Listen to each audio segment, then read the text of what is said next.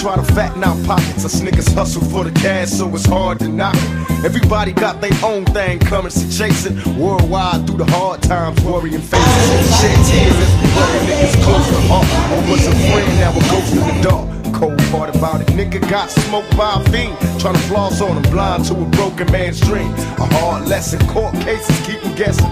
Plea bargaining the option now, so I'm stressing. Cost me more to be free than a life in the pen. Making money off of cuss words, writing again. Learn how to think ahead, so I fight with my pen. Late night down, sunset, like in the zen. What's the worst they can do to a nigga? Got me lost in hell to live and die in LA on bail. My angel sing.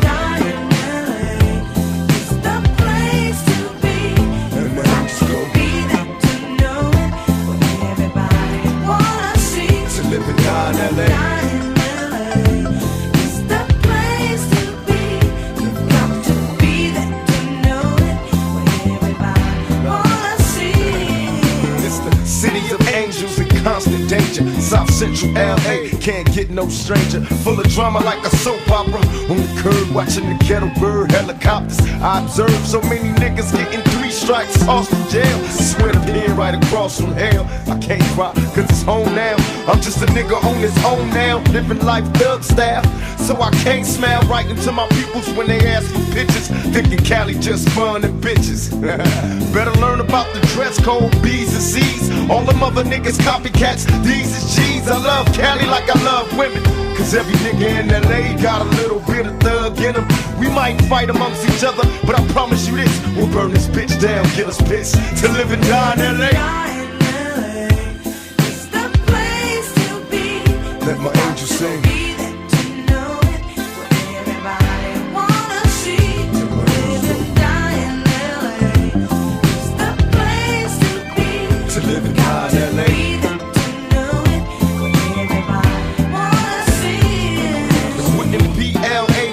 Mexicans, black love, brown pride in the sets again. Pete Wilson trying to see us all broke. I'm on some bullshit, out for everything they owe. Remember K-Day, weekends, Crenshaw, MLK, automatics rang free. Niggas lost their weight, gang signs being shown. Nigga love your hood, but recognize that it's all good. Where the weed at? Niggas getting churned out. Snoop Dogg in this motherfucker permed out. M.O.B. Big Shug in the Lolo, bounce and turn. Dog pound in the Lex with an ounce to burn. Got them Watts niggas with me, OMCB. They got some hash, took a stash, left the rest for me. Neck bone, Dre, hair on, punchy too. Big Rock got knocked, but this one's for you. I hit the studio and drop a Drew, open it pack. Getting high, watching time fly to live and die in LA. Let my angel sing.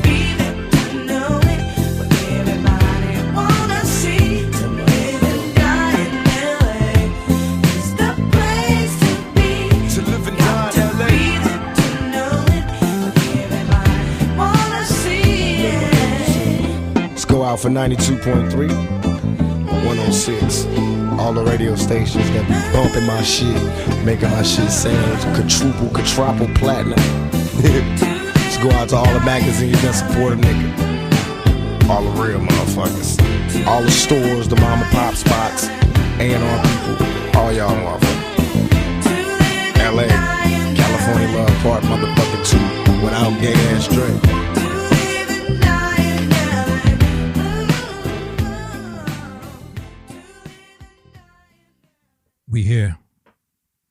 We here.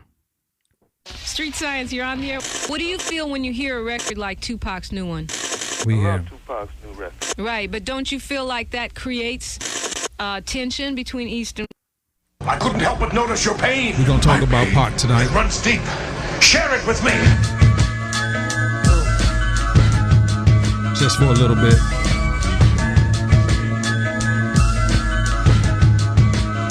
Just for a little bit.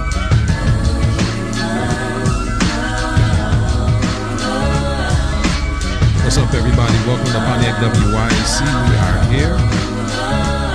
They'll never take me alive. I'm getting high with my 4-5 cocked on these suckers. Time to die. Even as a youngster, closing buckets on the back of the bus. I was a fool all through high school, kicking up dust, but now I'm labeled as a troublemaker. Who can I blame? Smoking weed, help me take away the pain. So I'm hopeless.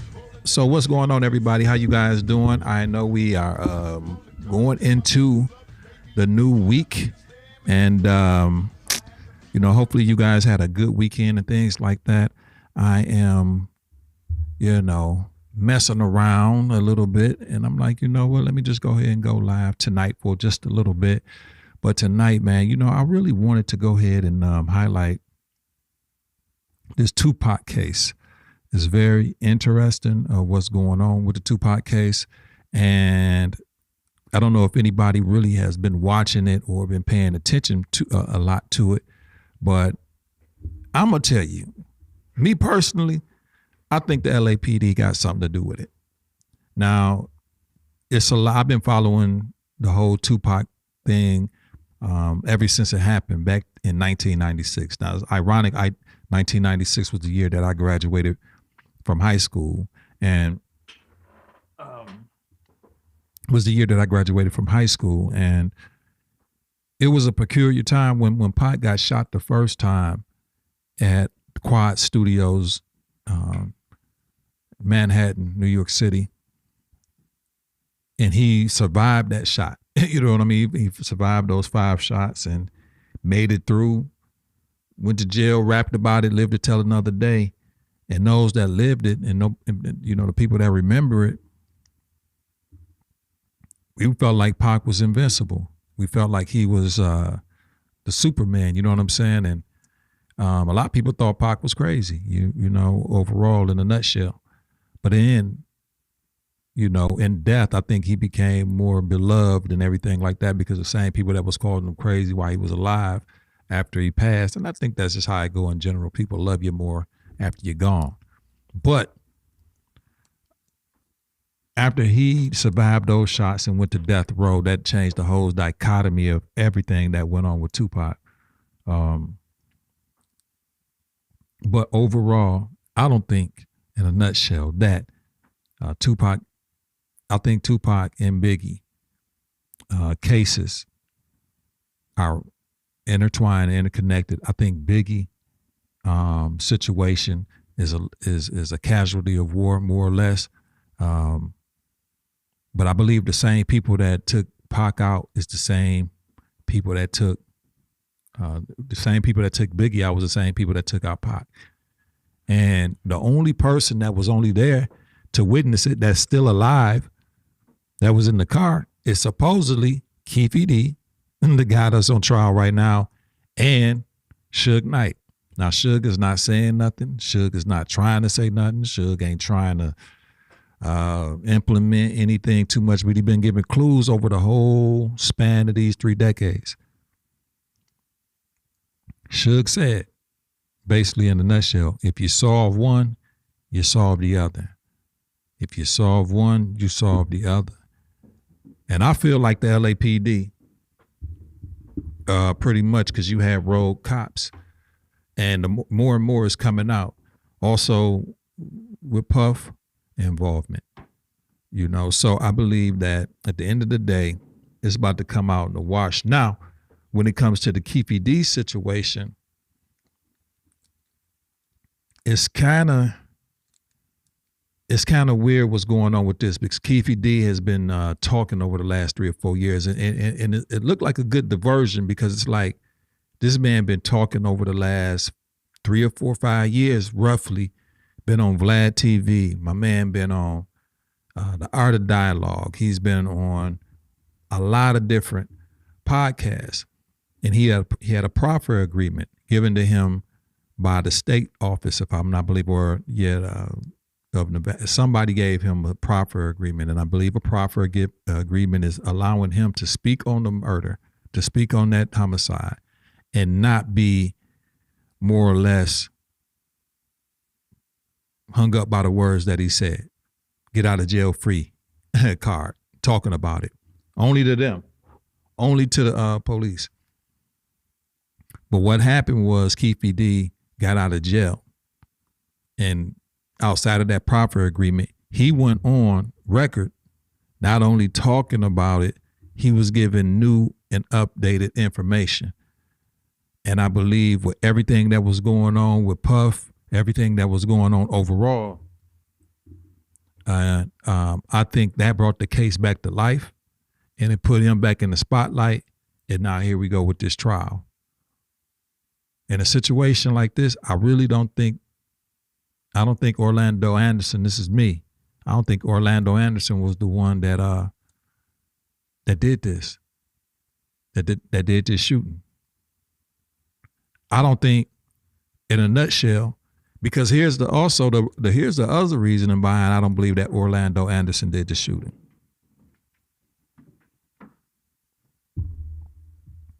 I don't believe Orlando Anderson did the shooting because at the end of the day, if Orlando was never even arrested for it. He was never even arrested for it. If we can go back and people go back and take a look, Orlando was never arrested for the murder of Tupac. Ever. Keefe D was never, quote unquote, arrested. He just now going to trial. And the person that said they seen the arm come out to shoot into the white Cadillac that came out and shot into the car with Suge and Pac, the BMW, said it was a light-skinned arm.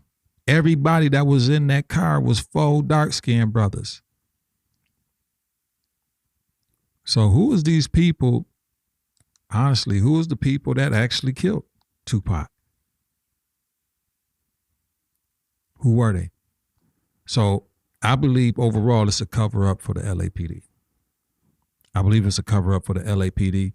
And I'm just going off, people say you can't really rely on what Suge's statements are and the brief ones that he actually given. JG says Cuba. You can't really give the, in my opinion, the full count or recount of what Suge is saying about everything. But this is my feeling. If Suge said, and he's the only live witness, it's only 2 people alive, quote unquote, that was supposed to be witness of this shooting. And that is Keefe D, who we see right here, and Suge. Now, this is what I feel is going on with this situation with Keefe D. I'm gonna tell you what I feel like it. I'm gonna tell you what I feel like it is. All right. I believe Keefe D is kind of the fall guy in a way with this whole situation. I didn't know how much of a kingpin Keefe D was, but apparently Keefe D, I knew he was, but I didn't know what he was to the stature he was until this trial came out, and I'm getting bits and pieces of it. This man was moving tons and tons and tons of dope from here, New York City, Ohio. Keefe was the guy. You know what I'm saying? And I think they had so much on Keefe. And it's just like, I believe how the police, how they get you at the end of the day. Look, Keefe, we're going to give you a proper agreement. This is the perfect alibi. Tupac beat up Orlando Anderson. And, they beat up, Orlando Anderson. He got jumped, X, Y, and Z, boom, boom, bam. We're going to say y'all came back and retaliated, and the shooting came from the car. Since Orlando is dead, you can say Orlando is the one that shot and killed Pac. Now, you either do this, Keefe, or we're going to prosecute you for all the damn dope. We already know you done already. We got you caught up doing some new shit. We not only going to take you, and I don't think Keefe had a problem just going to jail for itself. I think they also said, look, we're going to take your mama, your sister, everybody that benefited, people, your cousins, your granny, people that knew you were selling dope out the house, boom, boom, bam, your friends, your whatever, your associates. We not only taking you down, Keefe, we taking down 20, 30 of your closest people and your girl. And I think Keefe was like, you sure I'm not going to get in trouble? If I go, okay, cool. Yep, I'll come up, and he went by the script. This is my theory, but this is just not my theory. This is what actual people that's from LA and people that's broke this down is really thinking. They gave him the proffer agreement. He said, yeah, this is what we did. This is how it happened. Boom, boom, bam. We shot, shots came out the car, bam. Okay, I'm proffer agreement. I can, okay, bet. In order, they gave him that sweet deal where, okay, you say this, we won't prosecute you or further, go after you for all this dope that you was moving in all this new case, and you be in jail for life. Not only you, but your mama, sister, your girl, everybody. And it was a deal that he couldn't refuse. He had to take. He was forced into the corner. Whereas where it was a cover up for the LAPD. It was a cover up for the LAPD because they said the hand that came out. Now it is real crazy and funny. Everybody that did have some similitude of the incident that happened in Las Vegas, far as the murder, and the people that saw or seen, they did. Frank Alexander, which was Tupac's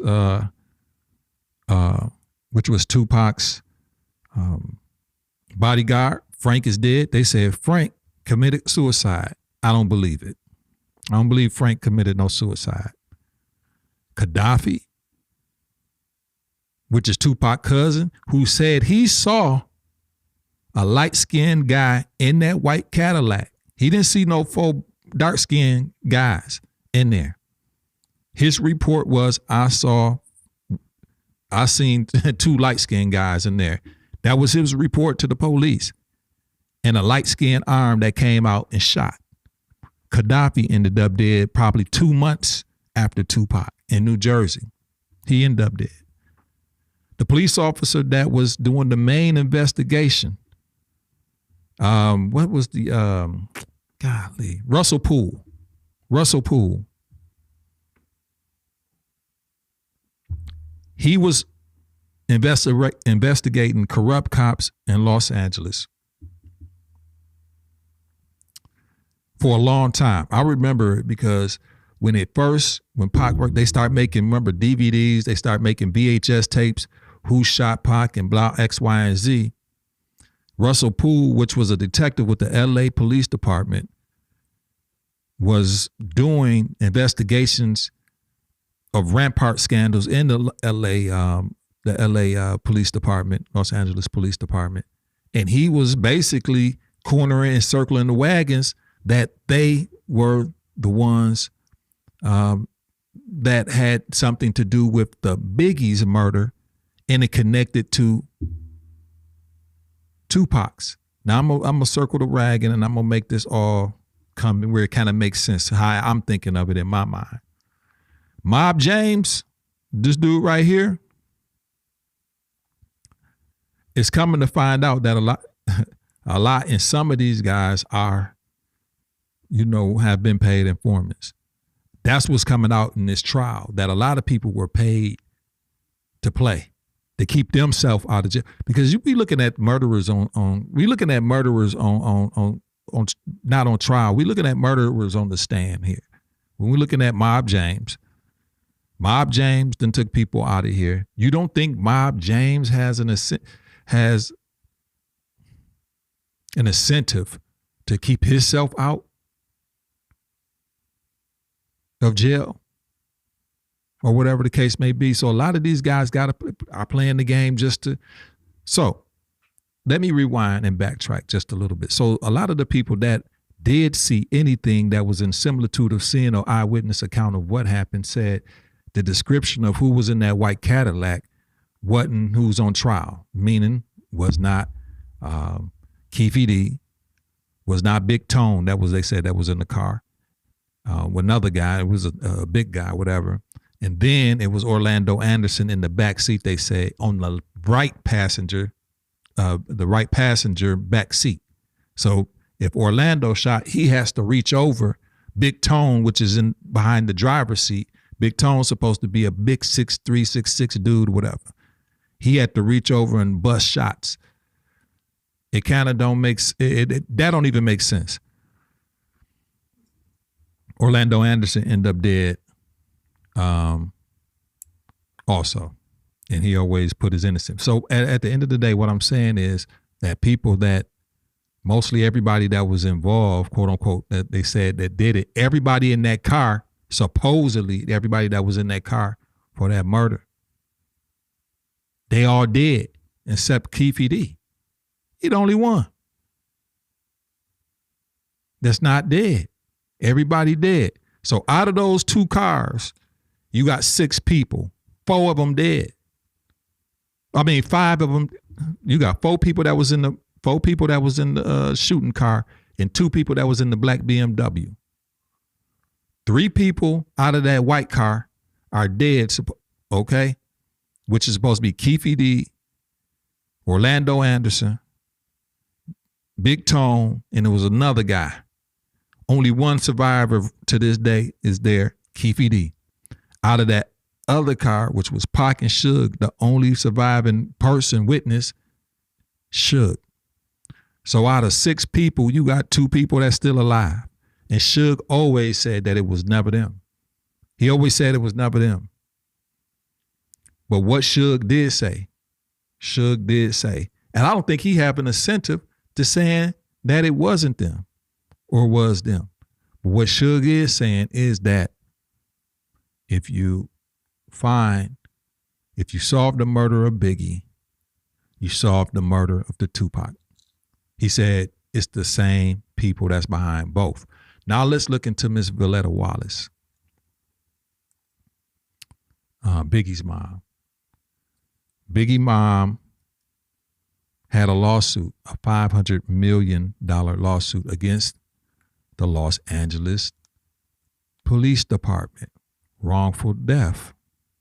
$500 million because that was an estimated value of his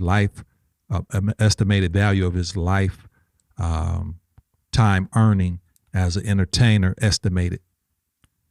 So it was a $500 million lawsuit against the city of Los Angeles in the Los Angeles Police Department.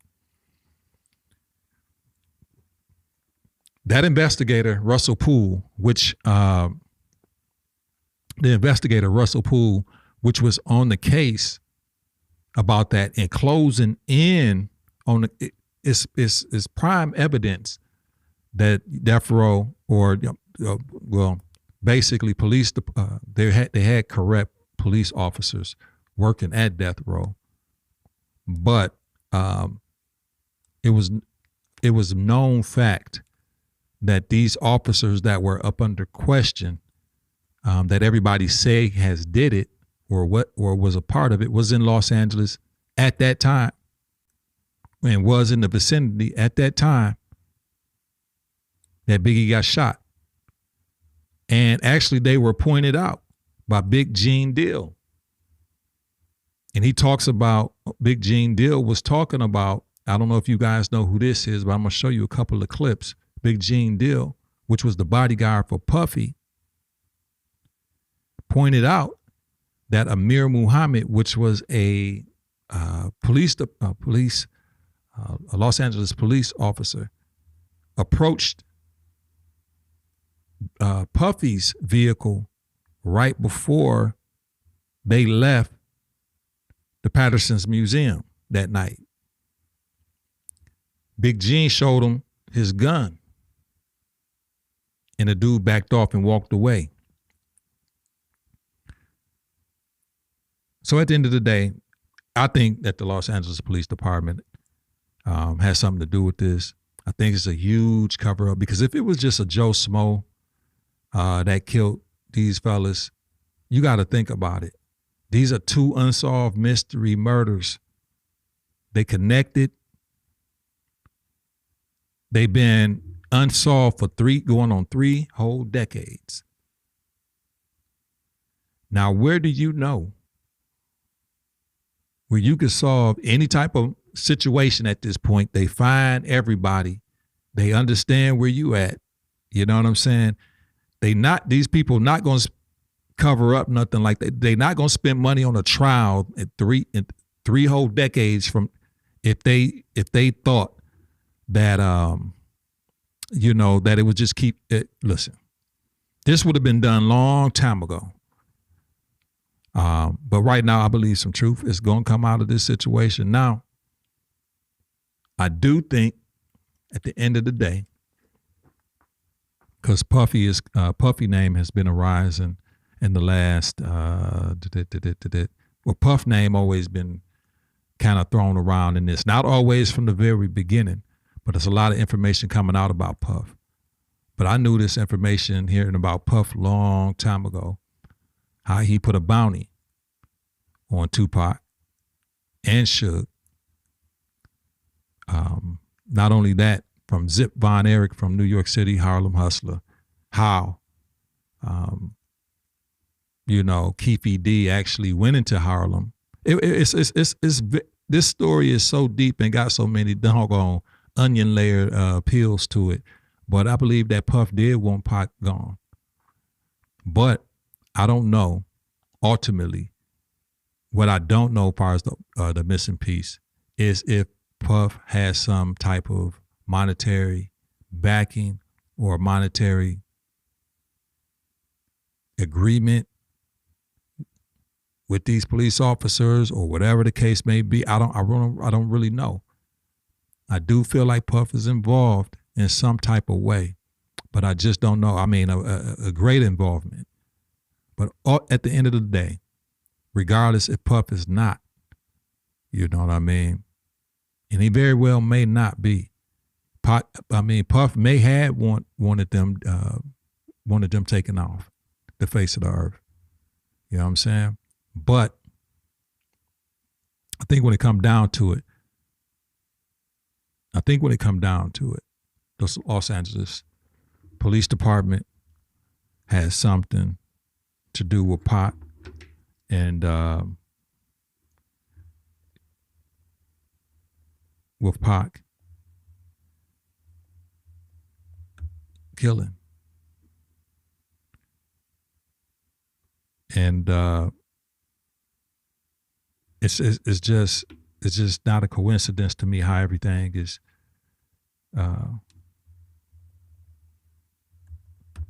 I believe, the police department has something to do with it, the LA Police Department. And I think Russell Poole was very close to solving this mystery. And I'm going to play you a couple of clips, and we're just going to go through it for maybe a 20 or 30-minute period. And I'm going to go back in my history because last night I was watching some things before I actually called it a night. So give me a quick second. I'm going to pull up a couple of things here.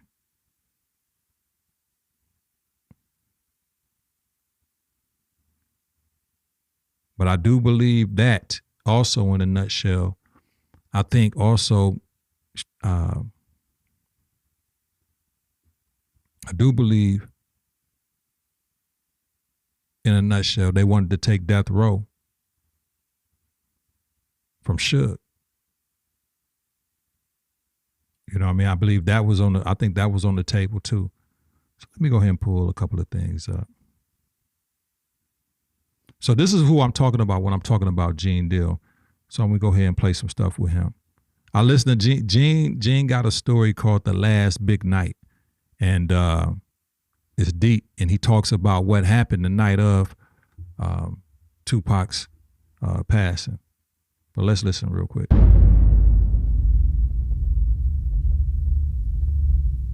How do you know for sure that Puffy and Andre Harrell knew that Tupac was going to get set up at Quad Studios?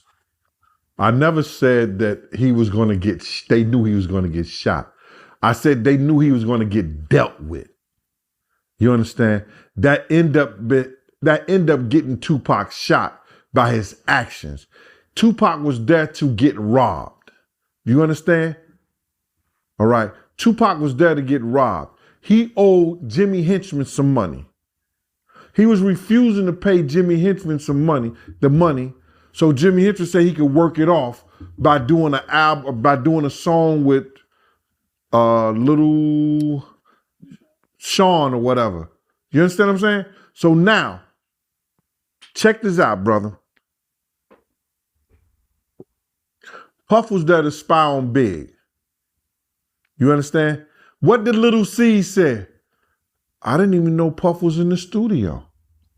So how they could see Little C's, they could see Tupac out the window coming in the building, but they don't know Puff is there in the studio.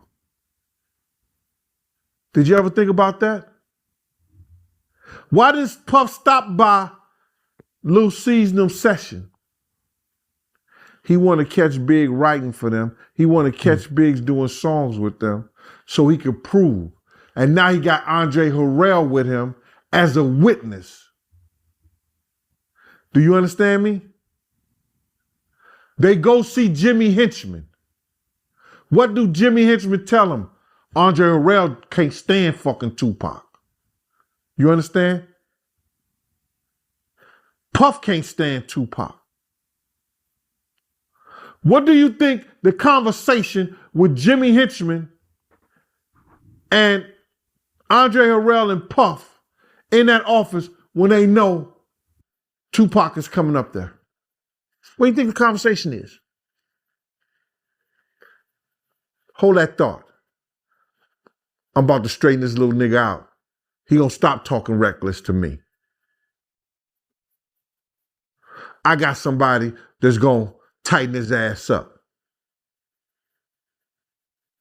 What they didn't know was, in tightening Pac up, if you come to bring some, you gonna get some. That's what I like about that little nigga. If you bring some, you gonna get some. And end up Pac getting shot like that. It don't take a rocket scientist to figure this shit out. I don't care what nobody say. I'm around certain people that tell you certain things. Do you understand me?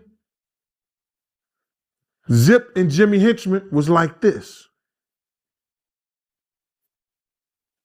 Jimmy Henchman knew a lot of people. Jimmy Henchman was a good dude. I don't give a fuck what other people say. He was getting it in the business. Do you understand what I'm saying? You're right. I didn't have no allegiance to him, but I knew people that was close to him. And when they come out and all the information come out, Big and them didn't even know that Puff was in the damn studio. Why? Why? If you got your artist up in the studio, why you ain't stop by the studio and holler at him?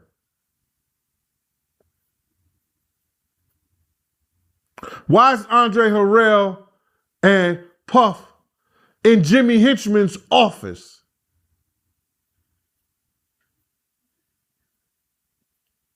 And not in there where they, not Bad Boy, but Lil C's them is recording that. Or even letting them know they in the studio. Shh, don't let them know we here. Andre Harrell, what was his beef with Tupac? I never understood that. I think Tupac disrespected him. You know what I'm saying? A lot of those guys are spooky. Let's just say that.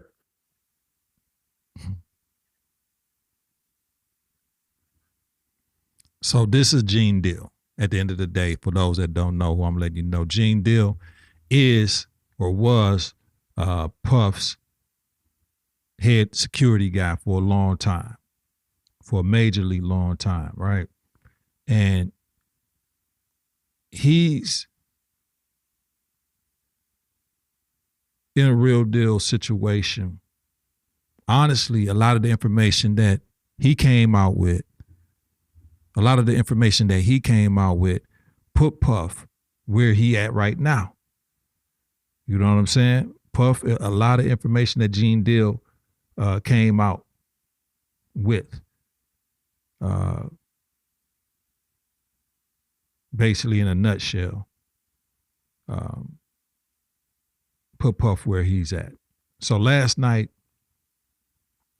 I was taking a look at a couple of things. I don't know if this is the last. This documentary I was watching, and I'm gonna share this with you guys. A couple of things that I was watching last night that came. I never seen this. It was called The Last Man Standing, and this was about Puff. Let me see if this thing will go ahead and play. It might been taken off. You know what I'm saying? I watched it last night. Saying error occurred. Please up. Ooh. See, they won't even let me play it. They won't even let me play it. Let me go ahead and refresh the screen here.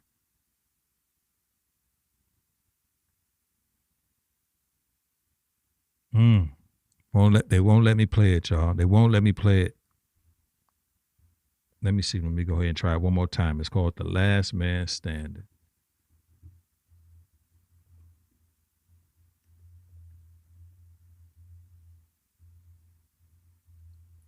This showed a lot of information that I never saw.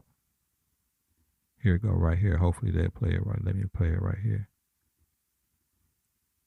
All right, bet. Motherfucker got in the way, motherfucker got dealt with. If you thought you was gonna create a problem, you had a problem. You found yourself tossed upside down. Remember Nick and Barney? All right. My auntie Ann.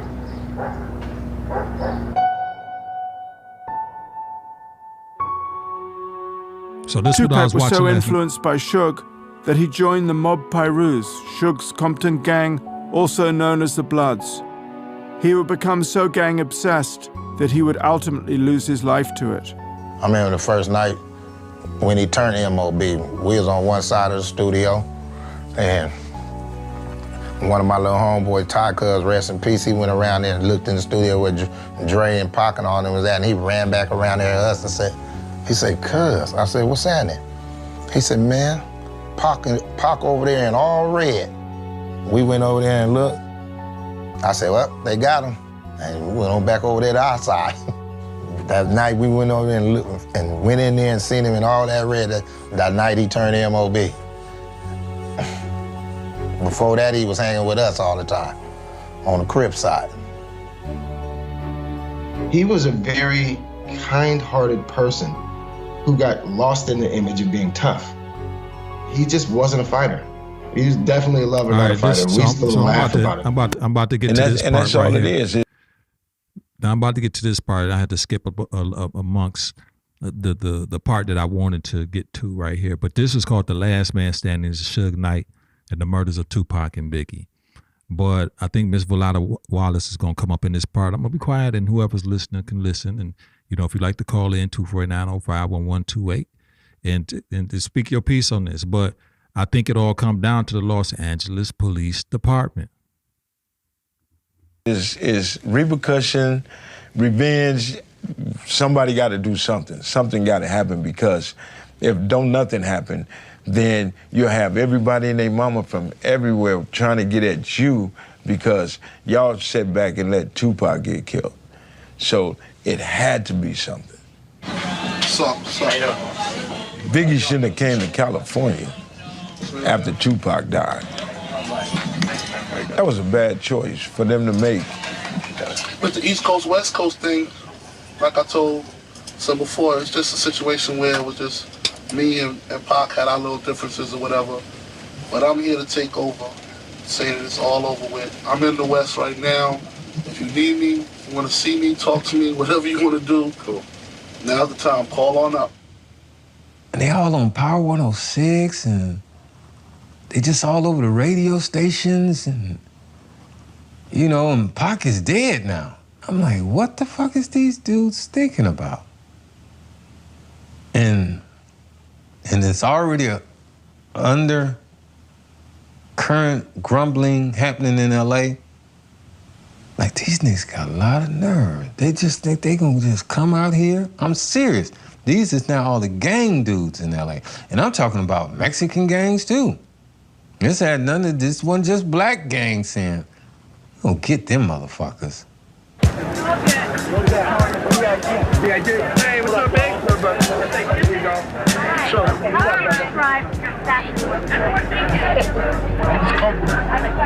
just chilling. Around my dogs, man. Wanting up cool like a wind hitter, you know?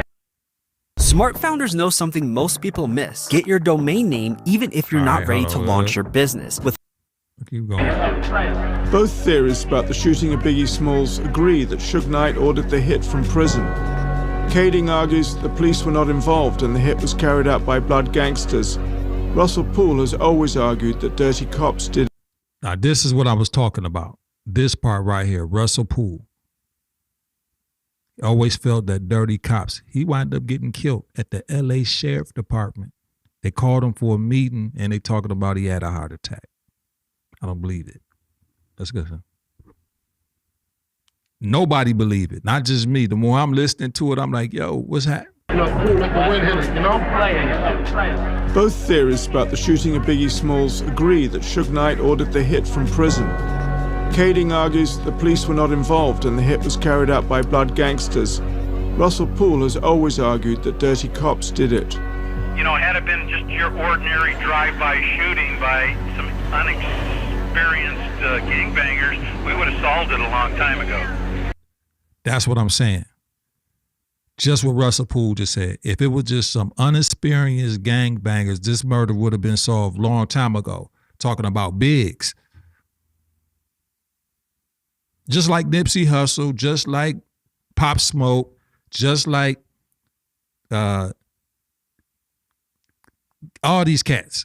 You know what I'm saying? Around here, that when they get, and it's just some regular, it's solved. But when it comes to being brass, the brass is getting at you. You know what I'm talking? The shield is getting you. Yo, if it was just some regular dudes, it would have been solved. You know, how can you not understand that? But let's go. Involved and the hit was carried out by blood gangsters. Russell Poole has always argued that dirty cops did it. You know, had it been just your ordinary drive-by shooting by some unexperienced gangbangers, we would have solved it a long time ago.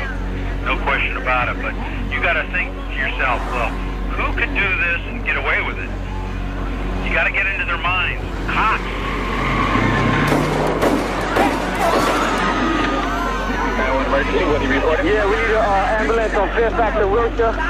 Please, Los Angeles. We have a man shot. We have a man shot. Okay, hold on. I'll get right on the corner of Wilshire and Fairfax. We're man shot in our car right now. We're in the car right now. We're going to the hospital right now. I don't know. I'm not from here. I'm from New York. Is the body that was shot in your car? No. Okay, you said you're going to the hospital right in front of me. What hospital are you going to? Nigga, that was a pro. That wasn't no bunch of scattered fucking bullet holes. Them bullet holes went straight across like that. Wasn't no scattered bullets like in the BMW, the Tupac car. It was a straight line. Russell Poole gave up his career to solve this murder and was vilified by his superiors. I was told not to talk about the Biggie Smalls killing. During the course of the investigation of David Mack possibly being involved in the Biggie Smalls case, I was told, hey, Mack had already gone down for the bank robbery. Let's not get into any more Now, David Mack was a dirty LA police officer that really was fingered for the Biggie murder. The dude has already robbed banks, money laundering, trafficking women. Dude was bad. Bad news Brown. controversy, and that was that. And there was no urgency to investigate David Mack for the killing of Biggie Smalls.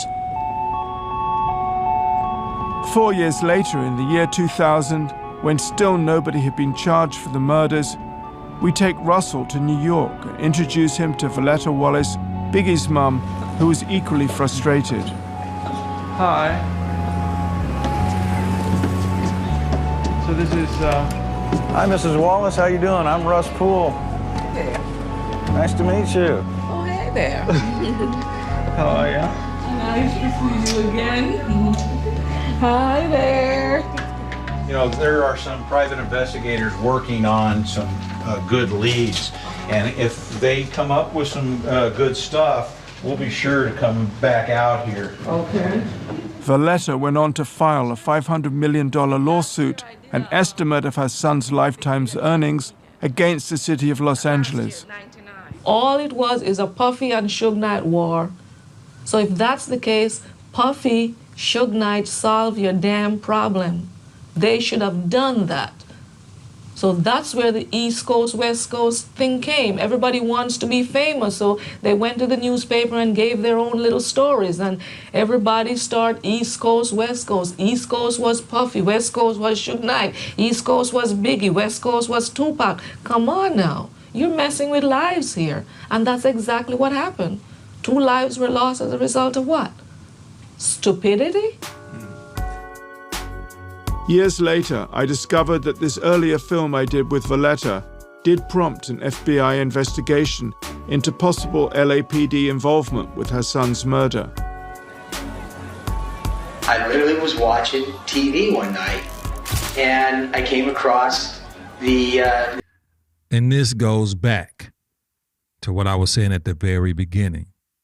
There's only 2 witnesses left at this point, right? Supposedly, Keefe D, Suge Knight. I told you the theory behind Keefe D.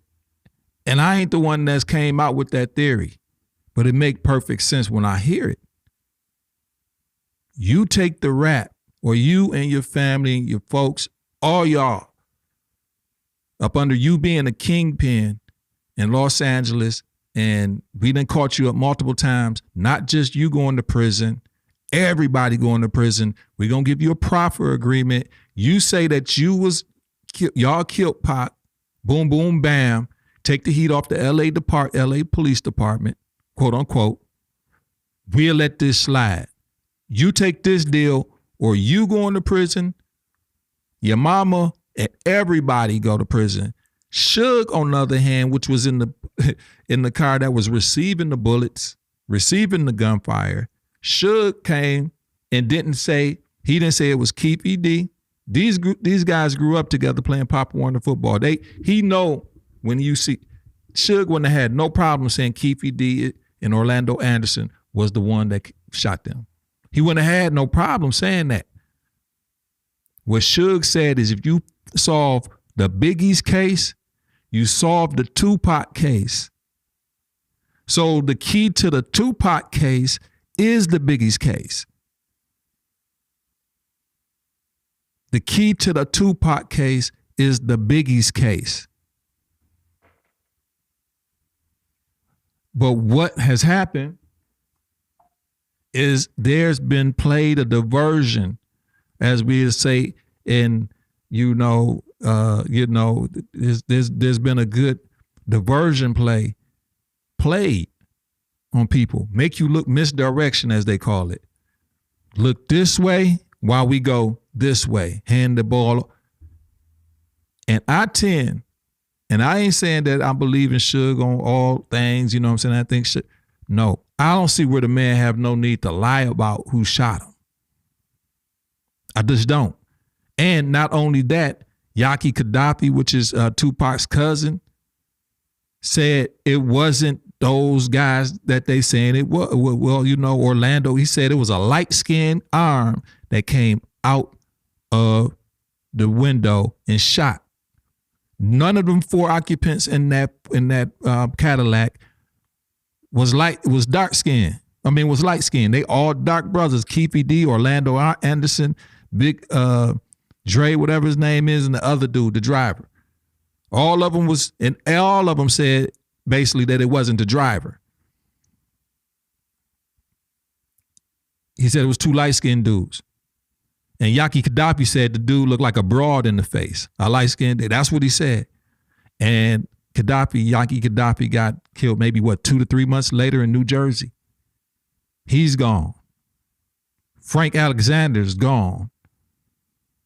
The police officer, Russell Poole, that we just seen, that was close to solving the Biggie's murder, gone. $500 million lawsuit against the Los Angeles Police Department.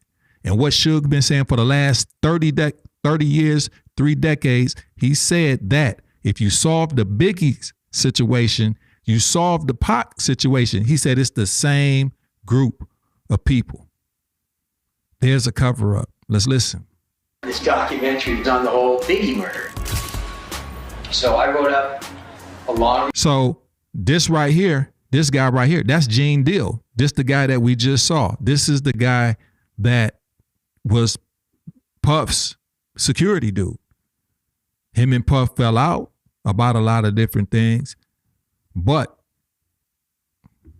report to my bosses, they all signed off on it. They said, yeah, you know what, you got something here, let's run with it. So that's how the whole case got started. The LAPD did not welcome this FBI investigation and set up their own, looking for evidence to counterattack the Biggie Smalls lawsuit. Greg Kading was the head of operations.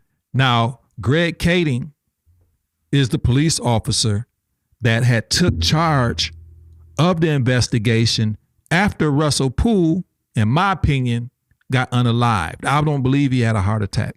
When he was hot on the trail of solving this, all the evidence collected, closing in on the LAPD,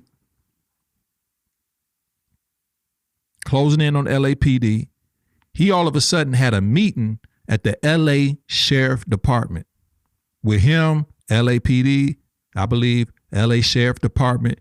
They said the man went to the meeting and had a heart attack and died. What a coincidence. And Ms. Wallace had a $500 million lawsuit against the city of Los Angeles Police Department. This guy took over the investigation, Kading. And Kading, they say, is a crooked police officer. And he's trying to put the word out. He's the one that gave Keefe D the proffer agreement. This is the guy with the LA police that hooked, and which is making me mad when I think about it, Kading gave Keefe D the proffer agreement, and during the proffer agreement session, there was not even supposed to be a recording of the proffer agreement session.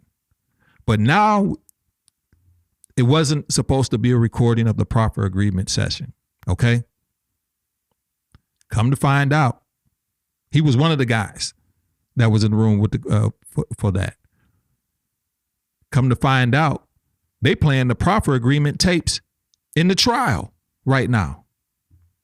So it's a lot of stuff that's going on that never should have been going on with this whole situation. Kading took over the investigation, but Kading is up there trying to divert the misdirection and saying, no, he took all the evidence that Russell Poole, now he's spinning it and trying to spin it away from the LAPD. And the FBI was up there trying to go ahead and investigate. Let's keep going. Operation Transparency. Yeah, so as that lawsuit kind of weaved in and out of the courts, it came to a point where the LAPD realized that, in civil court, just about anything could happen. And they thought it would be in their best interest to re-look at the case. The city of LA prevented the lead FBI investigator, Phil Carson, from testifying at the trial. They said, yeah, you're not looking into solving a murder. You're looking into solving a murder that involved the LAPD orchestra. Now, this is the lead FBI investigator, Phil Carson. Listen to what he said about this investigation.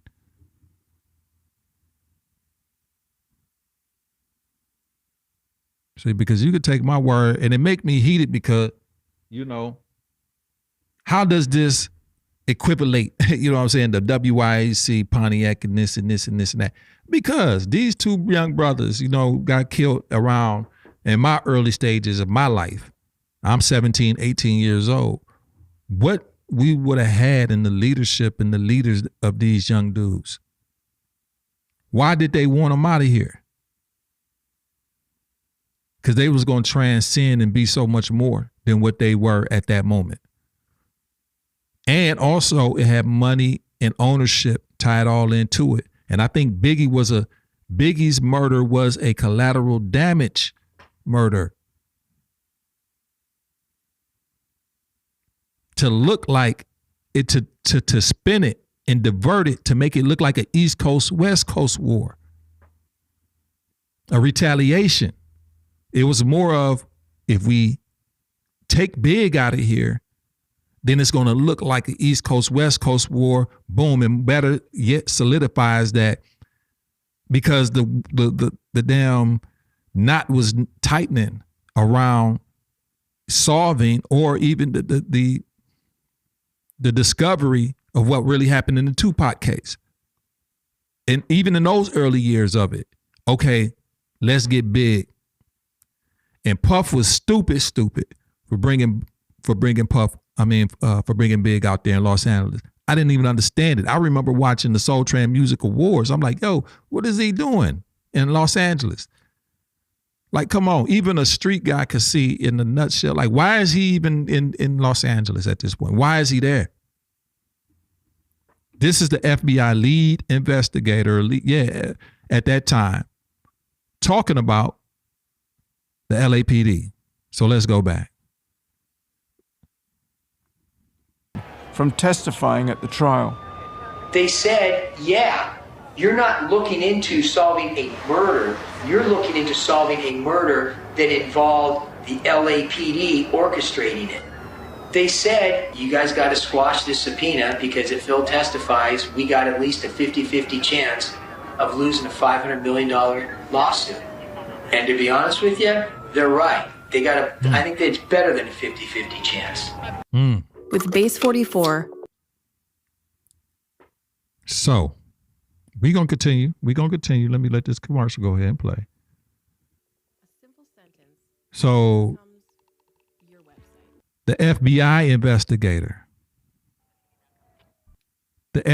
investigator said there was a better than a 50-50 chance that Miss Valletta Wallace was going to win her suit against the LAPD.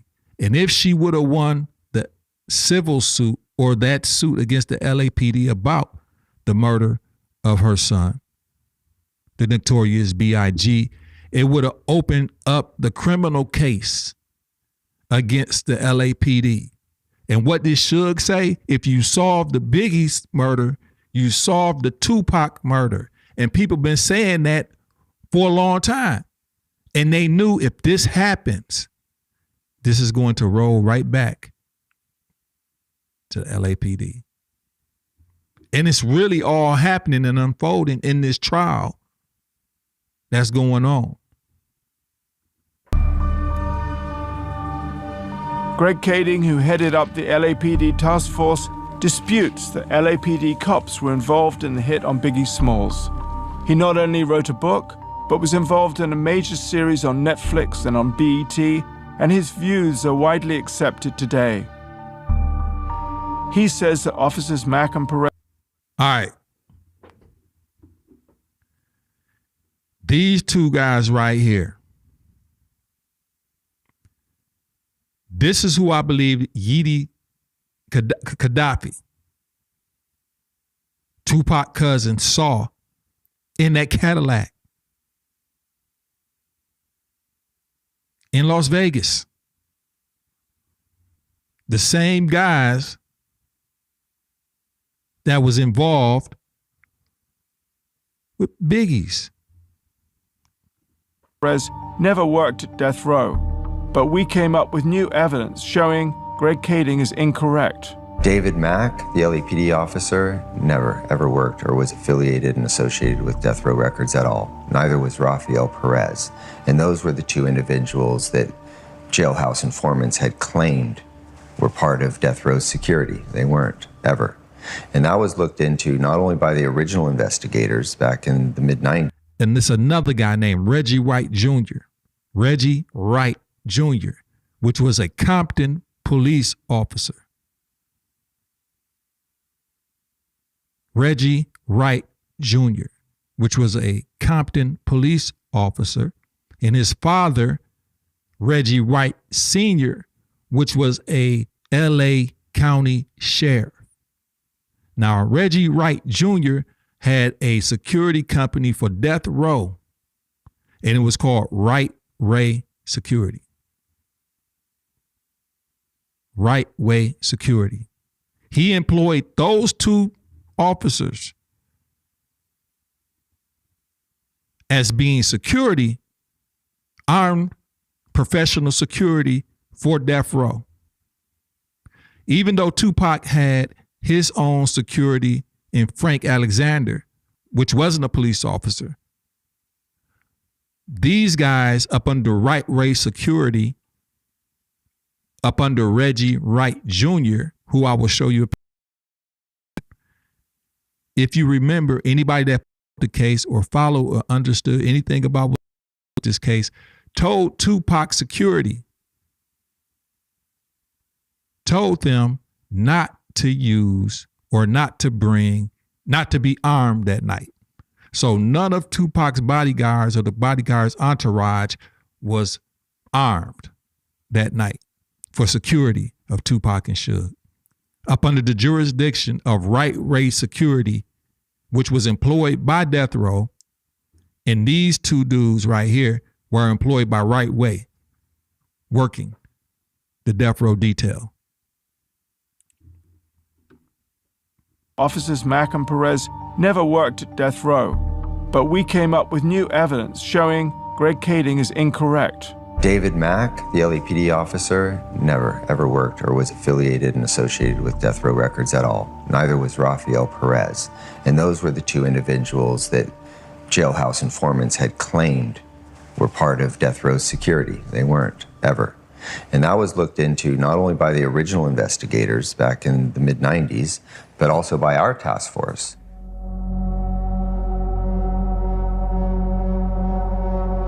Officer David Mack was apparently a charismatic and social guy. So many people at Death Row remember him. I knew David very well. I was actually quite shocked when I saw David and he was an LAPD. Very surprised. And now, Layla Steinberg was one of Tupac's first managers. When he discovered working with him, when he started working with Digital Underground, and even before that. But when he was in Oakland, in Marin City. So I know a lot about this Tupac stuff. he came with me to the video shoot when we were doing Mac Mall and Ray Love's video shoot. And Tupac was directing, and he wanted to be connected because he wanted to do off-duty work for rap artists. And I brought him to that video shoot, and a little later, I found out he was working with all the rappers I knew off-duty, and a lot of other cops that I knew. Layla isn't the only one who remembers Mac and Perez. Yeah, I seen him. I seen David back plenty of time. They had to come to the party because, you know, never knew when it was gonna jump off.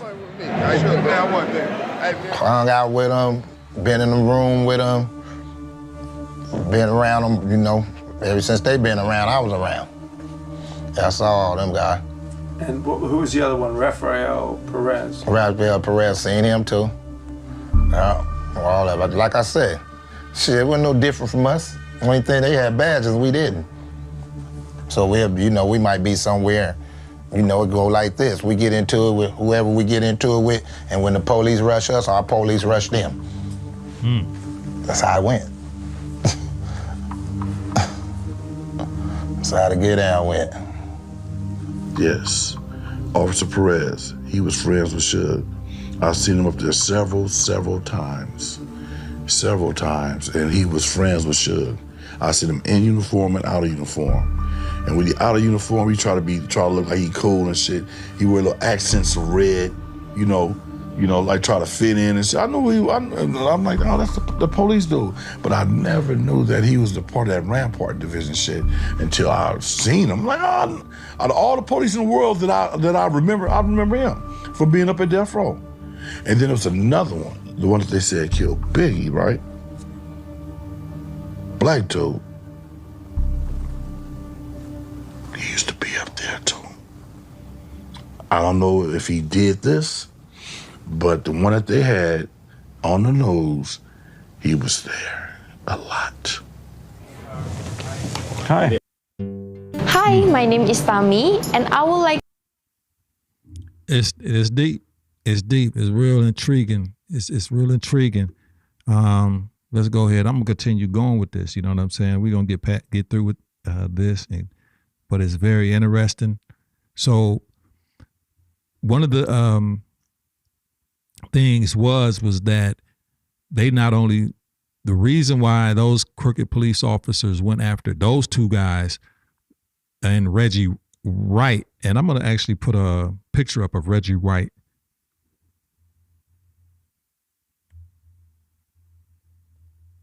Jr. He was the head of death row.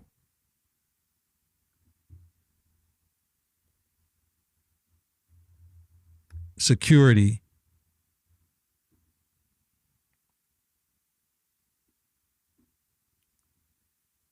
This guy right here.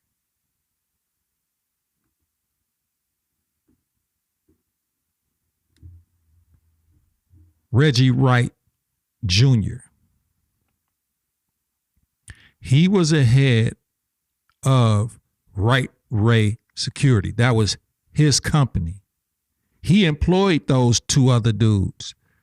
This dude wanted to take death row. This dude wanted to take death row from Suge. They was planning to take death row from Suge. Get him out the way. Get Tupac out the way. Tupac fired this guy 11 days before he got shot of being the head of his security, of his personal detail. Suge kept him.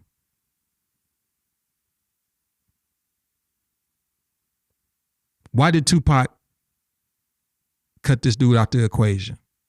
This came out in the trial.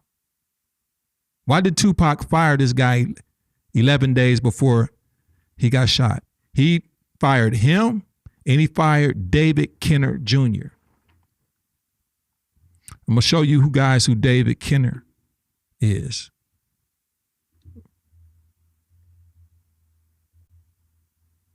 The lawyer.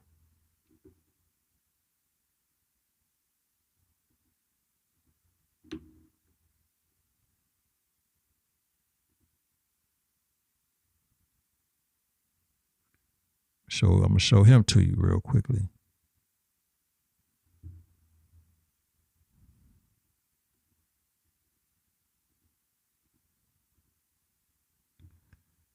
This is David Kenner. He was much younger at one point, of course. Tupac fired him and him 11 days before the murder. This was the death row lawyer from the time that they started. And this was the official, he was an off-duty or a Compton police officer, Reggie Wright Jr. They questioned him not too long ago, too. I don't know if David Kenner is still alive. They might be calling him this week to testify, if he is. Pac fired him 11 to 12 days before the shooting in Las Vegas, and he fired him. And you knew he was telling Suge, yo, he got to get rid of these guys, dude. I just let them go. So he had his own detail, Reggie, Frank Alexander. And suspiciously, they say Frank committed suicide from depression. I doubt it. I doubt it.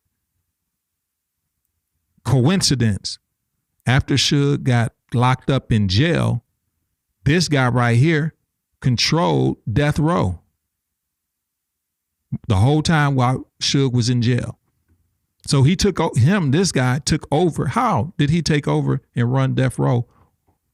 Well, how did a security guy run death row while Suge was gone? That let you know in some way, somehow on the paperwork, he was the next in line of the succession, some type of way. Let's get back to the story, man. We almost there. Let me go ahead and get this.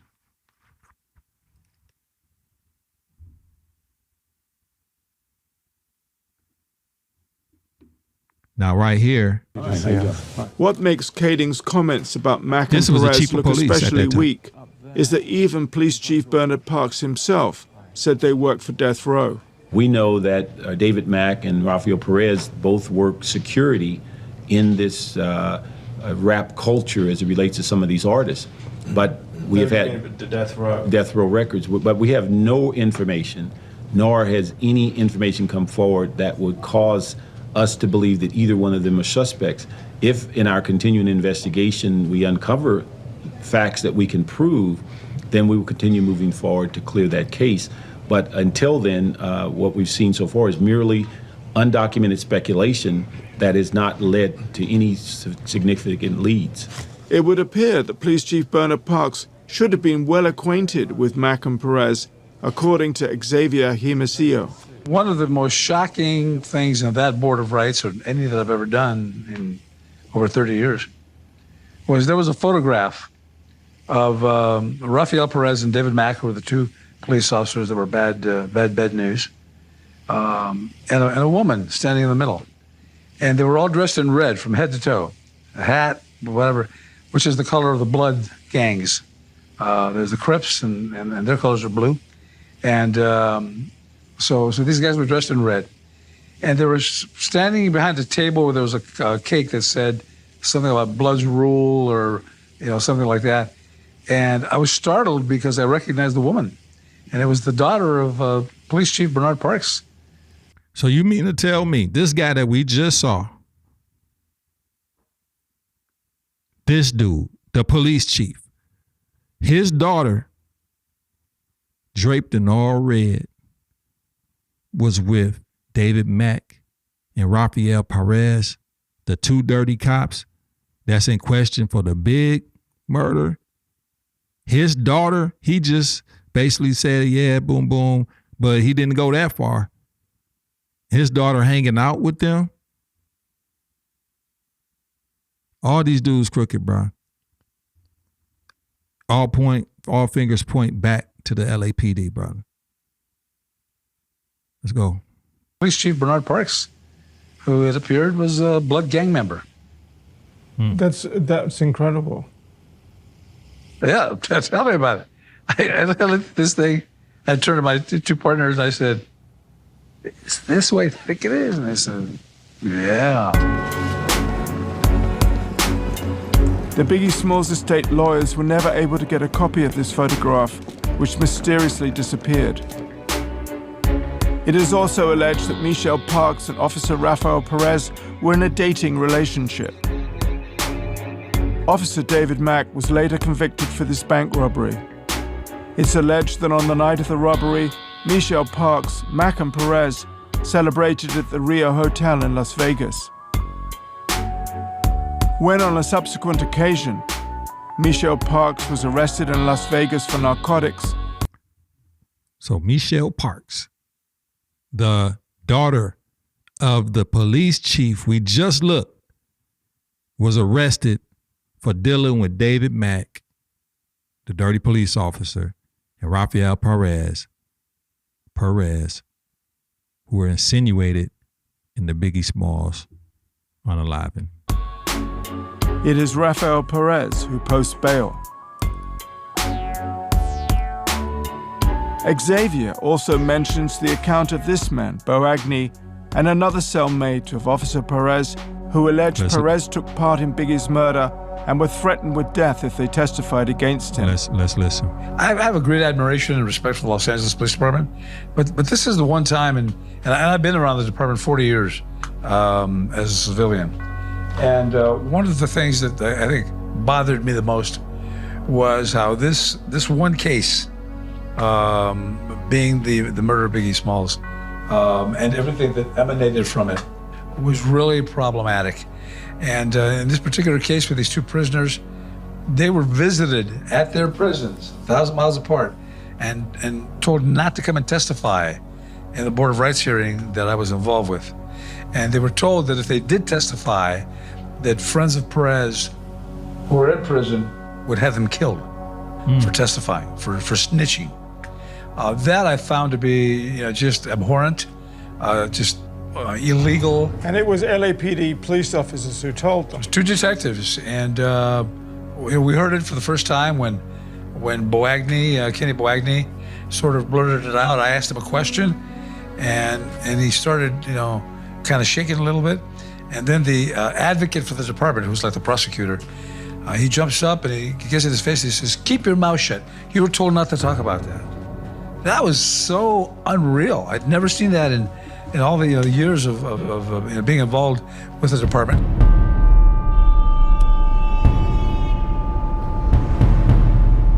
Shortly afterwards, I receive a phone call from Boagny, who is currently serving a 40-year sentence in state prison. This call is from an inmate at a federal prison. So are you saying that Suge Knight was behind the hit, though? Absolutely. So he's saying Suge... From the information that I got, he made the call to get it done. So which officers are you saying were implicated in the murder of Biggie Smalls? This call and your telephone number will be monitored and recorded. David Mack, Sammy Martin, Durden. You had one other officer that was involved in it, and I keep forgetting his name. The rest, Kevin Gaines. So it's 5 officers that was involved in a planning that was supposed to help execute it. It is this testimony from Boagny that is concealed by the LAPD and kept from the Biggie Smalls lawyers. The LAPD will be fined $1.1 million by a U.S. district judge for concealing evidence.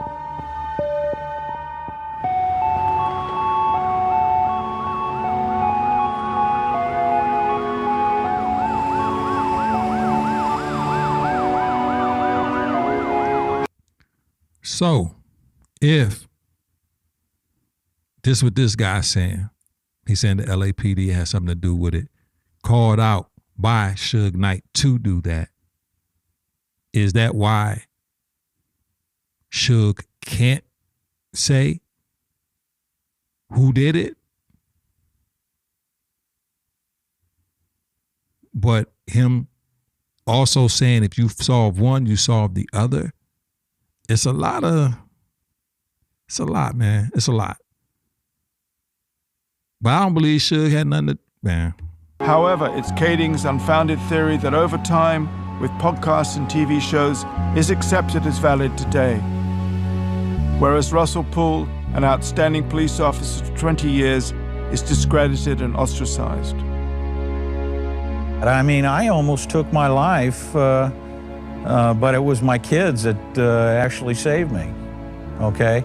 And it hurt. I was betrayed by my own department because of the core values that the Los Angeles Police Department preached from day one. Honesty, integrity, okay? Tell the truth, swear to tell the truth, nothing but the truth, so help you God. Do a good job, do a thorough investigation, work for the community. I believed in the oath of office. I believed in the protect and serving the people. I really did. But on the inside, behind closed doors, that it wasn't the case. When it came to cops being investigated, we weren't serving the public the way we should have served the public. And when I'm assigned to solving these murders would dominate Russell's life. He died tragically of a heart attack at LA Sheriff's headquarters during a meeting about the Biggie Smalls murder. Not be suppressed and kept away from the public. A lot of what Russ Poole did, I'm telling you right now, that guy was legit. For people to say that he was a disgraced detective, it's not fair. The guy knew what he was doing. He was actually a good cop, and they did what they could to shut him down. And I know a lot of people like to say, oh, he keeps going down this theory. No, his theory is correct.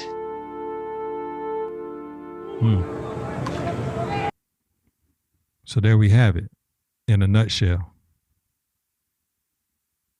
There we have it in a nutshell. You know. So people keep asking us, where do you film your podcast? In a nutshell, it kind of comes down to, I believe it as this.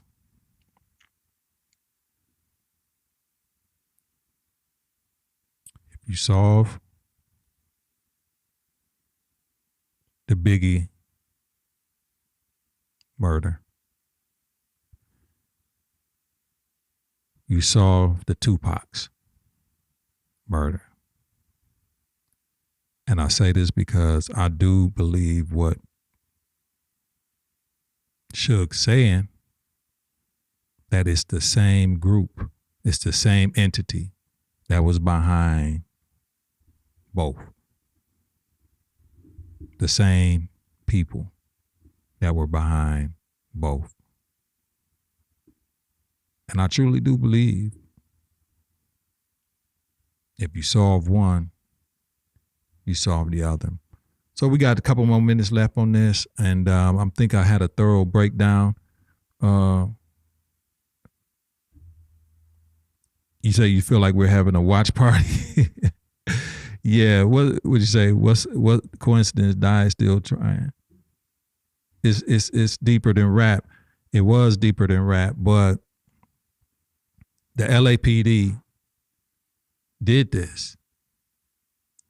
I'm willing to bet on it. And I do believe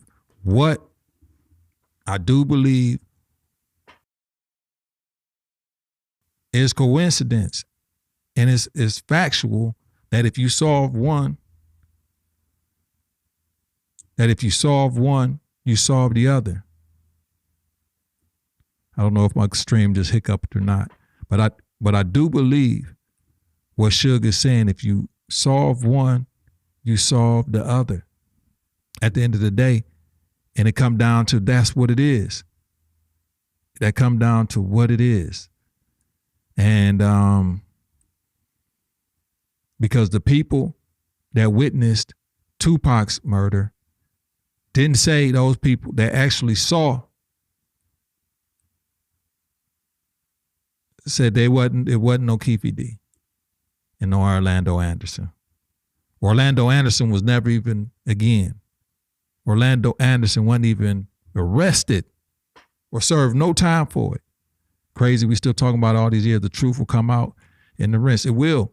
But all fingers are starting to point. If you watching any of this trial, they just had a guy come up and took the stand the other day, and it's looking like we got some surprise stuff coming up. I don't know if they're gonna subpoint, if they're gonna make Puff come, because Puff did want them out the way,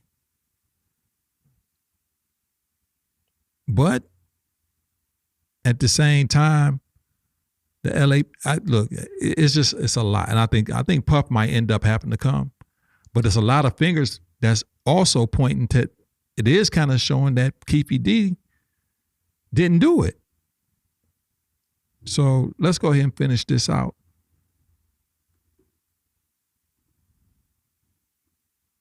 Gave you something. His death gave you something too. It taught me a lot.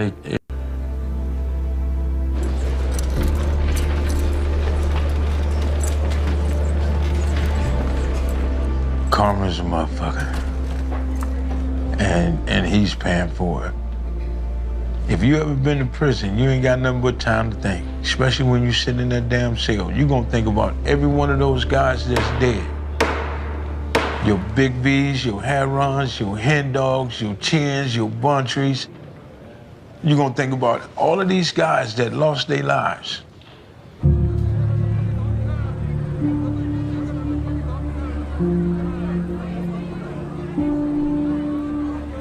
People felt freer to talk once Suge commenced his sentence. Many of the people who witnessed Biggie's killing that night have kept a secret for 24 years. I didn't want to do interviews for years. It was dangerous. It's dangerous to know anything.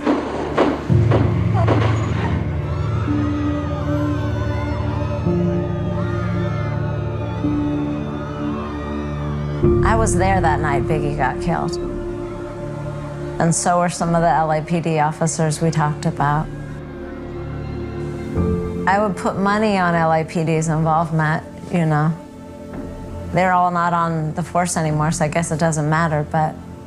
Did you see David Mack and Perez at the event at the Peterson Motel? They were all there. Yes, they were there. Because the LAPD now have sort of come up with a whole other theory. Outside of the police. Yeah. I'm sure they did. What's their theory? That a gang member called Poochie shot and killed Biggie. Yep. You know, really it doesn't matter who pulled the trigger, although I wouldn't agree with that. But what I would say is, any gang member that was to shoot or kill Biggie could have only done so with police involvement and support. It would have been impossible. They were everywhere. It was, you don't have an event that's a party after the Soul Train Awards, and especially in LA, and there's that many black people, and you think the police aren't everywhere, they're everywhere. It doesn't work that way. So there has to be compliance. They were complicit in everything that happened that had to do with death row. I hold the police department responsible for so much.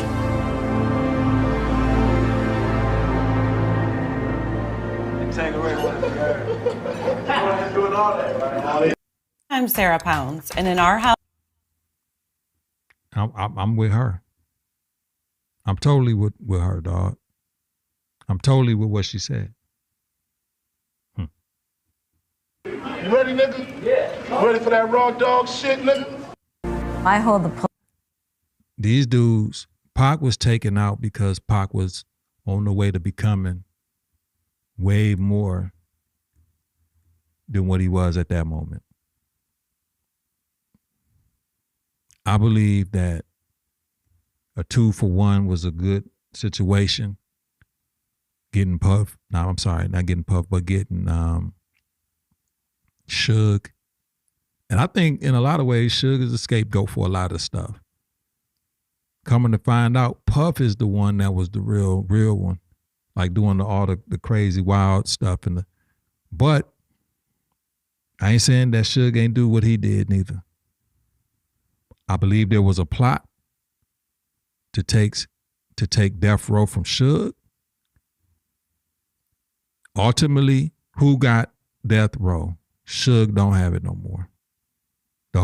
Who owns all of the music for death row? How is Suge broke? Nobody's asking the question. That's like asking yourself, how is Berry Gordy broke?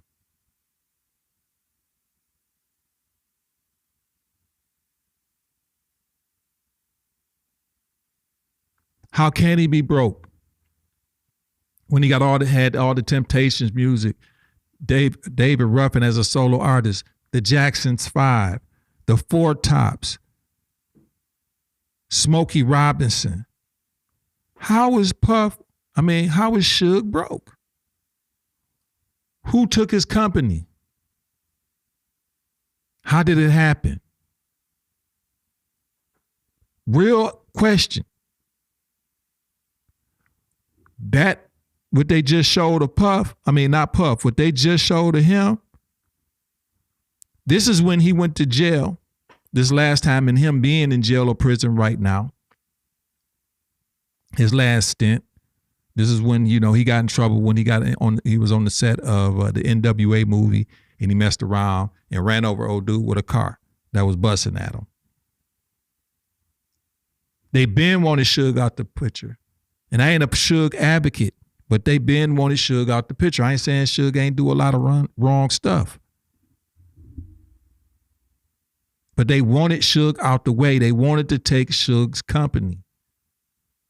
And when Suge went to jail the first time for the beating of of Orlando Anderson that night that it happened, and they said Suge didn't even go to jail. This is another part. Suge didn't even go to jail for the beating of Orlando Anderson at the MGM hotel. He went to jail because he violated probation of leaving the country when his probation officer told him he could leave. I always thought he went to jail or prison because of the Orlando Anderson beating at the hookup. He didn't go to jail for that. I found out in this documentary, in the paperwork shown, he went to jail or went to prison back then for violating probation on leaving the country. So he didn't even go to jail for that. But anywho, when he was in jail or prison that whole time, Reggie Wright Jr., the guy that I showed you, ran death row. How is a security guard or a guy that's security is running the label? How did Suge lose death row? So if this guy was running, think about it. If this guy was running death row while Suge was gone to jail for 6 years or whatever time, however long they gave him after this whole Tupac situation in Las Vegas. If this guy was running that whole time, that means if Suge was out the way and was dead and got shot dead that night, this guy would have took over death row. It was his. Reggie Wright Jr. wanted death row. They wanted to pluck death row up from under the hands of him and David Kenner. And I guarantee you, if David Kenner is still alive, I'm going to look it up. They will be subpoenaing him to come to court this week or the next following week. Because the questions are going to be asked, why did Tupac fire you the week before as the lawyer? The same questions that they asked Reggie White Jr. Why did Tupac fire you 11 days beforehand? They knew that, Pac got a main line to Suge. Suge pretty much is going to roll with what Pac want. For real. If he wants to keep him, he going to get rid of Kenner, David Kenner, and he's going to get rid of, what's my man, Reggie White Jr. And why wouldn't he get rid of him? Tupac is the cash cow. Tupac was hotter than fish grease. 5-6 million albums sold, double platinum. I mean, quadruple. I mean, he was selling hot. Movie star. I'm rolling. He just fired y'all. I'm about to fire y'all too. You know what I'm saying? I'm about to let go of y'all too. They saw the writing on the, hey, we got to get these dudes out of here. And quite honestly, because if you put 2 and 2 together, if this dude inherited the company after Suge went to jail for 6 years and ran it, that meant that he was on deck to take it over if he died. They tried to pluck death row from up under Suge, and they ultimately did do that. And now Suge is sitting in jail, broke. After all those millions of records sold, the Dog Pound, Nate Dogg, Snoop Dogg, The Chronic. Just think about it, The Chronic. The greatest hip-hop album, probably most definitely the best West Coast hip-hop album of all time. Top 3, if not number 1, best hip-hop record of all time. When The Chronic dropped, I don't know what y'all was doing in 1993 when The Chronic dropped, that changed rap. Death Row was on a roll from 92 basically up to 96 after Pac, when Pac died. They had a real nice 5 to 4 year run. Everything that they took it over. Nothing was nothing. It was all Death Row. Everything that they put out, soundtracks for movies, everything. This is even before Pac joined.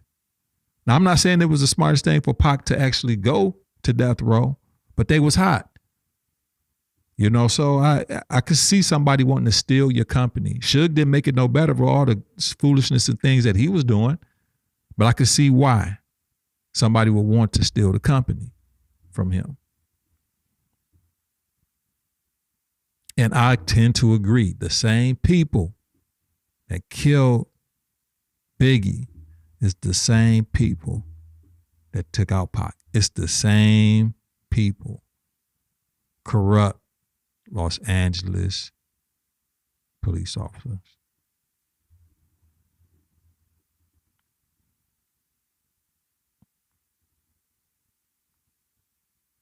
And that's a shame. And Biggie just so happened, for real, to get kind of caught up in it as a diversion. I hold the police department responsible for so much.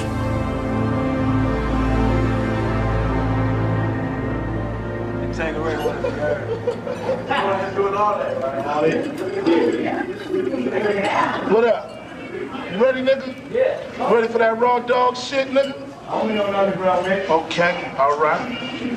Let me see how I'm gonna hit you with. You wanna set it off? Yeah, I'm scared to do some freestyle. I'm scared to do some freestyle. Blow, I'm too high and I might go off tempo, but now I'm back to let these niggas know just how deep my game run. Tupacalypse don't sleep. I keep a motherfucking Glock in my car. If I'm holding in the club, I gotta be the fucking star. Biggie didn't give a fuck, Tupac didn't give a fuck. It's fucked up that the cause of their deaths is behind the pettiest shit on the planet. Money, hoes, and clothes. Blood smoke coming out the nose is all a nigga knows. Flipping on foes, putting tags on toes, watching the stash grow, clocking the cash flow. They were buddies. They were street buddies. At the time of Tupac's death, I think they were still buddies. Because when I told my son that Tupac died, I could see the pain in his eyes. Drive a fat ass truck, grab the 9-2 clips and run them up. It sometimes brings me to tears just thinking about what could have been. Where would we be right now if they both were alive? The world lost someone that could have made quite a difference. That's why I say it matters to WYAC, what she just said, Yafula, which was, as we know, or as it just stated, a second mom to Tupac. That's why it mattered to Pontiac WYAC. Because Pac stretched. Pac was everywhere. He was hanging up here in Michigan, Detroit, Flint. He was in Atlanta. He was in Florida. He was in Cali. He was in New York. He was in Baltimore, Maryland. He was from everywhere. And he had the hearts and the imaginations of the people. And people saw that. And, you know, he had to be, in my opinion, silenced and stopped. He had what it took to be a great, great, great leader. And when you got the hearts and the imaginations of the people, you're dangerous. You don't even need money. See, a lot of times we feel like we need a lot of money and we need a lot of stuff, but the most dangerous thing in the world, for real, is your voice. The most dangerous weapon is your tongue. What the Bible says, the tongue is like a sword. And he spoke truth to power. And I believe that's one of the reasons why he was targeted. But I don't think it had nothing to do. I think he was targeted by a lot of different factions. But I think this reason why he was taken out of here had a couple of underlying reasons. But I believe the Biggie situation, he also was going to be a great leader, you know, moving forward in his life. He just didn't get a chance to. And just think how much both of these guys accomplished in such a young age. You know, I mean, now that I'm 40-something years old and I listen to Pac speak, he spoke like a 40-year-old man. You know, so I can see why the powers that be would want him out, but I don't even know if this situation is that deep.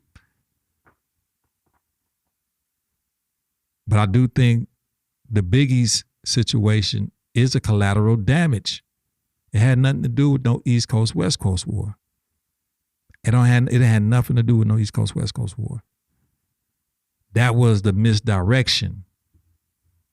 That was the misdirection play. They got both, you know, the cover up. The Biggie murder was the cover up for the Tupac. That's what it was. And I couldn't imagine them two guys sitting right there, didn't know that they would be forever linked. At that moment, they sitting there at that table, and I'm looking, and when I saw this last night, I've seen this plenty of times before, this freestyle with them sitting, but now as a 48-year-old man, I'm sitting there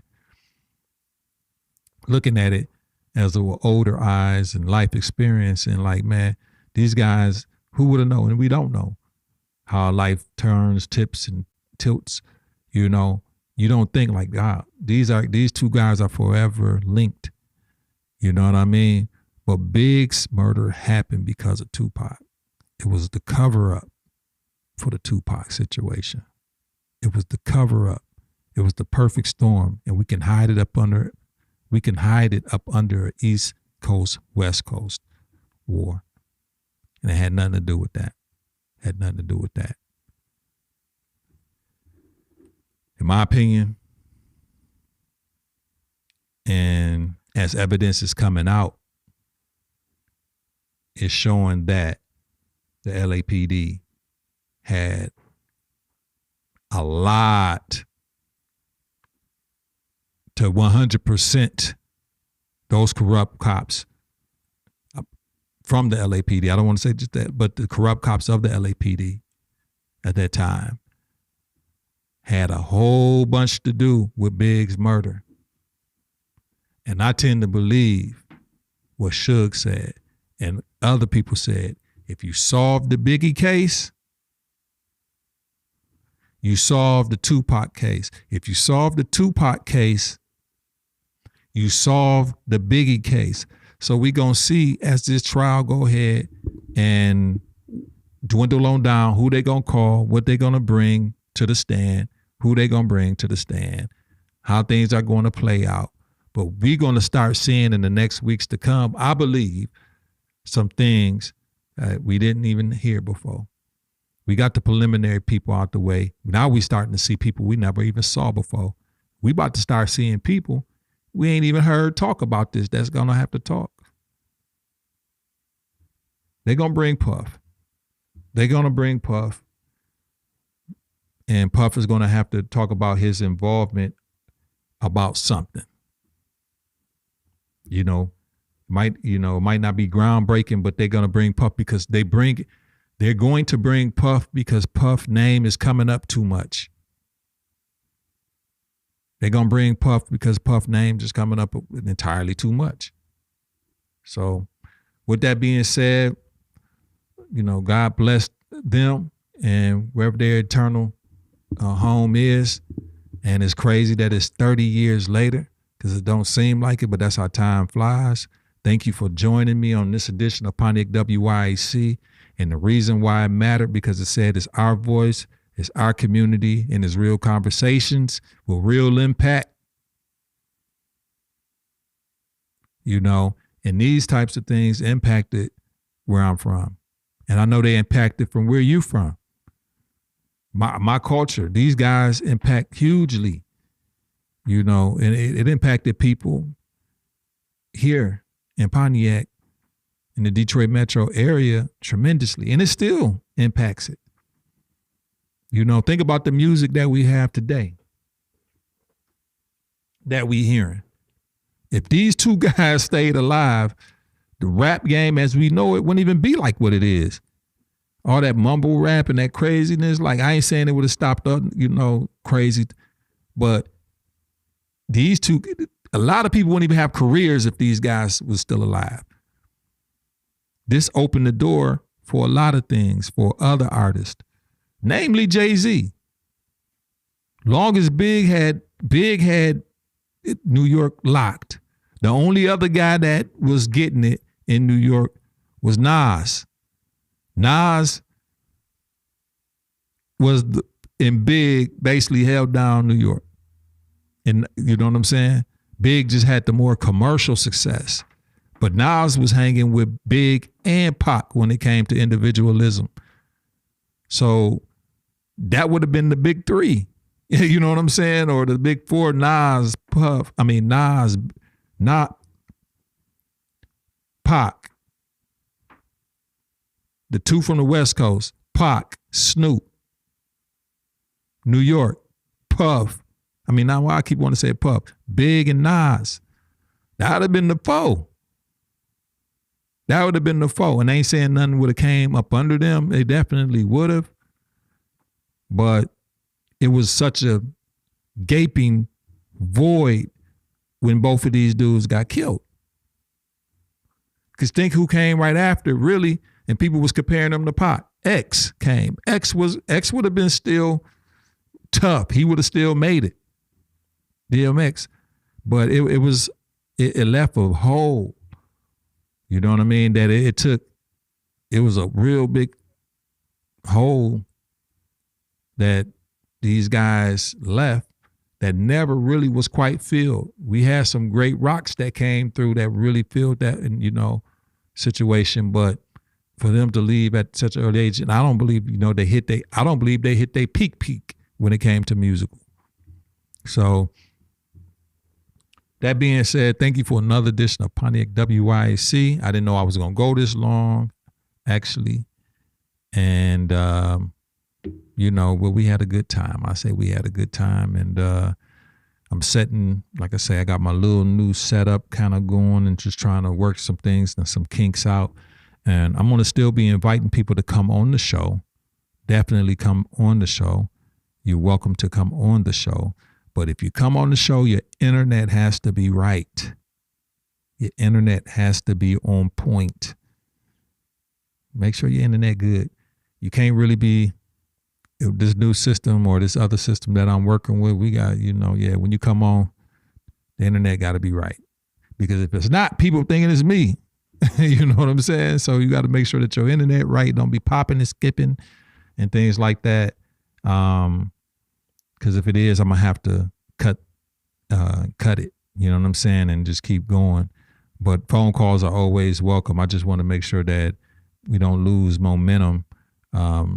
Like the other night, we had some real good momentum, some good people chiming in. We had a real good time. I want you all to have a great, everybody to have a great week coming. I got some things coming up this week that's pretty big I'm looking forward to. And as I say, I'm going to go ahead and put this overlay on real quick. You guys can visit, Effigy Media Arts. Go to Effigy Media Arts, EFFIGY media.com, Effigy Media, or Effigy Images, EffigyImages.com. Take you to the website, tell you and show you all about all the services that we have. A lot of great things, you know what I'm saying? So we will continue to talk about that and promote, and, but we having a good time. I love doing these live streams, connecting with the people and being a part of the community as in the way that I do. And this is nothing but just a great time that I had tonight. Thanking you all for popping in with me. And we just gonna, go ahead and we gonna go out with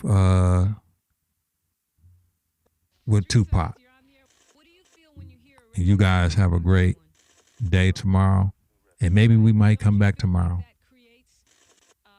Peace. He's talking about killing people. I had sex with your wife, and not in those words. But But he's talking about, I want to see you deceased. No doubt. To live and die in LA, California. What you say about Los Angeles? Still the only place for me. It never rains in the sun. To live and die in LA, where every day we try to fatten our pockets. Us niggas hustle for the cash, so it's hard to knock it. Everybody got their own thing, currency chasing. Worldwide through the hard times, worrying faces. Shed tears as we